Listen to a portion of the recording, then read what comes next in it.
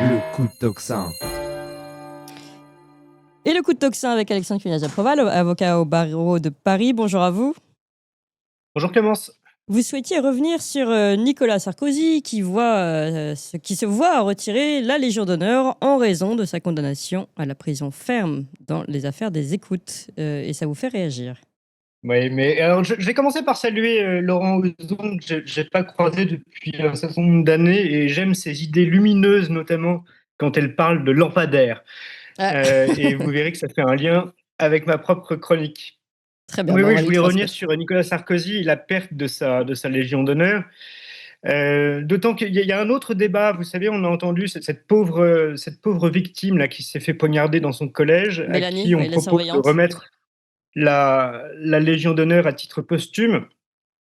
Alors, c'est les deux, enfin, d'un côté, c'est dramatique et d'un autre, c'est dérisoire, si vous voulez, parce que, bon, c'est dramatique pour cette pauvre dame, mais qui ne mérite pas, entre guillemets, la Légion d'honneur. C'est horrible pour elle, pour sa famille et pour ses collègues, etc., mais il n'y a pas de mérite. Alors, j'ai découvert en préparant cette chronique d'ailleurs qu'il y avait en France un code de la Légion d'honneur, donc on a des codes pour tout, et dont l'article 1 dispose que la Légion d'honneur est la plus élevée des distinctions nationales. Elle est la récompense de mérites éminents acquis au service de la nation, soit à titre civil, soit sous les armes. Donc vous voyez bien que là, il n'y a pas de mérite éminent au service acquis au service de la nation. Euh, voilà, donc c'est dramatique d'un côté, dérisoire de l'autre, parce que donc pour l'histoire de Sarkozy, alors, toujours dans ce même code de la Légion d'honneur, j'ai trouvé cet article R91, sont exclus de l'ordre les personnes condamnées pour crime ou celles condamnées à une peine d'emprisonnement sans sursis égale ou supérieure à un an. Donc, c'est un présent de l'indicatif. Il n'y a aucune interprétation à faire. C'est donc tout à fait conformément au code de la Légion d'honneur que Nicolas Sarkozy est exclu de cet ordre. Voilà, sur le débat purement juridique, j'en ai fini et je voudrais vous soumettre une réflexion pas plus profonde, mais plus générale sur ces récompenses. Alors, cet ordre date de 1802, il a été institué par celui qui n'était pas encore Napoléon, Bonaparte, pour récompenser, je cite, hein, ses soldats et ses savants. Donc là, on voit qu'on a quand même changé on a changé d'ordre, hein, ce ne sont plus les soldats, enfin encore quelques-uns, mais et ce ne sont encore moins les savants. J'ai regardé un peu la dernière promotion civile hein, de la Légion d'honneur en janvier 2025. Donc on avait Marlène Schiappa ou Clément Beaune, par Ah exemple. oui, J'ai appris en écoutant quelques débats que Jean-Jacques Bourdin était aussi officier de la Légion d'honneur. Donc vous voyez, hein, la récompense des mérites éminents acquis au service de la c'est nation. Eh incroyable. bien, je Ouais. ne sais pas quel service éminent ces gens ont rendu à la nation. Autant, à la limite, je peux même comprendre vous voyez, qu'un footballeur qui gagne la Coupe du Monde de football, à la limite, c'est un vrai mérite civil, parce qu'il représente la France, mais je ne vois pas pour ce qui concerne Chiappa et Jean-Jacques Bah, Bourdin. je sais pas si le fond Cela étant Marianne, dit, elle a peut-être bien obéi aux ordres qu'on lui a donnés. Je sais pas, je pose des questions comme exactement. ça. Oui.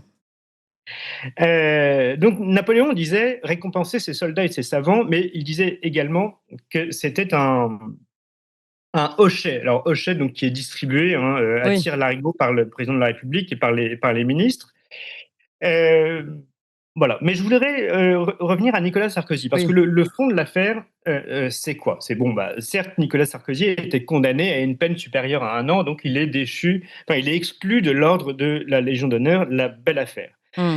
Bah, l'affaire, c'est que précisément, il a été condamné pourquoi et dans quel cadre? Je vous rappelle que jusqu'en 2007, en France, alors c'est amusant 2007, hein, cette date, retenez-la, parce que c'est la date de l'élection de Nicolas Sarkozy. Eh bien, il y avait une peine qui s'appelait la haute trahison, qui était mentionnée à l'article 68 de la Constitution de la Ve République comme la seule cause permettant de mettre en jeu la responsabilité du président de la République, qui alors était passible de la haute cour de justice. Oui. Alors, cette haute trahison a disparu en 2007 et avant, elle se définissait comme l'action volontaire d'agir contre les principes que la Constitution le charge de défendre en ses qualités, donc en ses qualités de président de la République. Alors, je voudrais faire un petit rappel constitutionnel et passer par l'article 5, donc c'est le premier article du titre 2 sur le président de la République, Voilà, le président de la République veille au respect de la Constitution. Il assure, par son arbitrage, le fonctionnement régulier des pouvoirs publics ainsi que la continuité de l'État. Et il est le garant de l'indépendance nationale. Alors, il respecte la Constitution. La Constitution, c'est le peuple, hein, et notamment son vote. Il est le garant de l'indépendance nationale. Vous vous rappelez de ce que Nicolas Sarkozy a fait aussi en 2007. C'est le fameux traité de Lisbonne qui fout à la poubelle le vote de 2005. Le référendum de 2005 exprimant le dernier la souveraineté populaire et nationale. On comprend mieux dès lors pourquoi Nicolas Sarkozy a voulu supprimer la peine de haute trahison qui était inscrite dans la Constitution française. Alors, je vous rappelle également que donc, le président de la République est le garant veille au respect de la Constitution. Je vous fais quelques rappels. Préambule de la dite Constitution. Le peuple français proclame solennellement son attachement au principe de la souveraineté nationale. Article 1er.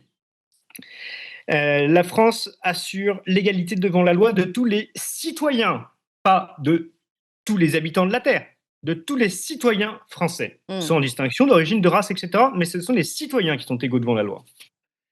Article 3. La souveraineté nationale appartient au peuple qui l'exerce par ses représentants et par la voie du référendum, etc., etc. Vous connaissez tout ça par cœur. Ce sont tous ces principes qui ont été mis à la poubelle par M.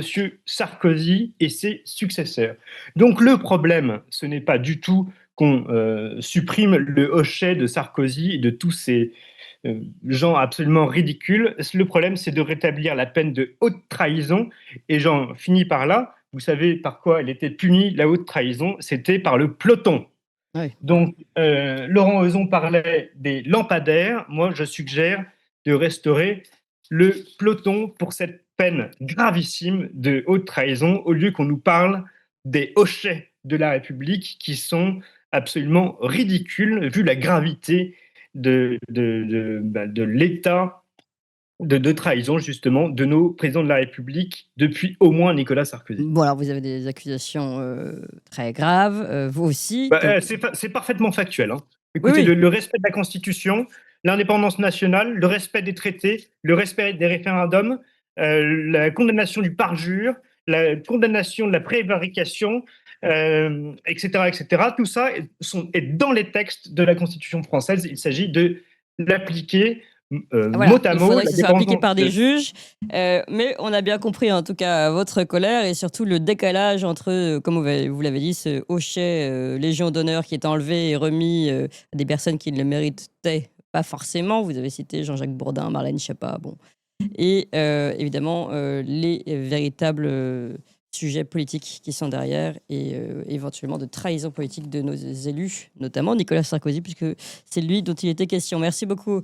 Alexandre Cugnache, Chers amis, on vous l'avait promis et ça y est, on se développe, on ouvre de nouvelles émissions. Vous avez déjà connu et rencontré les Tintins pour leur nouvelle émission des Tintins qui marche très fort. Évidemment, l'émission d'André Berkoff. Cette semaine sort une nouvelle émission scientifique où on va tenter de poser de véritables questions sur des débats scientifiques qui ne sont pas fermés, contrairement à ce que on veut nous faire croire. Donc pour toutes ces émissions et encore d'autres, comment reprendre le pouvoir politique aussi, une autre émission à suivre, et puis des émissions historiques, géopolitiques et bien d'autres qui vont arriver. Il nous faut de la place parce que évidemment la première chaîne est déjà très prise par toutes les émissions et diffusions du matin notamment. Donc il faut qu'on ouvre une nouvelle chaîne et il faut que vous suiviez le mouvement surtout et que vous alliez tout de suite vous abonner à la nouvelle chaîne. Il faut aussi en parler à tout le monde. On compte vraiment sur vous parce que si on veut ouvrir ces nouvelles émissions, il faut que vous suiviez le mouvement et vraiment que vous alliez vous abonner tout de suite à la nouvelle chaîne YouTube. C'est pas compliqué, c'est gratuit, ça se fait en 2 clics. On vous met tout de suite le lien là, pouf, il apparaît. Le lien, vous pouvez vous abonner. C'est Toxin Plus, c'est ça, la nouvelle chaîne YouTube Toxin Plus pour toutes les émissions de l'après-midi. Donc vous pouvez la trouver sur Toxin-Plus en lettres majuscules ou tout simplement on va vous mettre le lien et vous cliquez immédiatement. Je vous fais confiance. Allez-y tout de suite. 1, 2, 3, Toxin Plus, allez-y.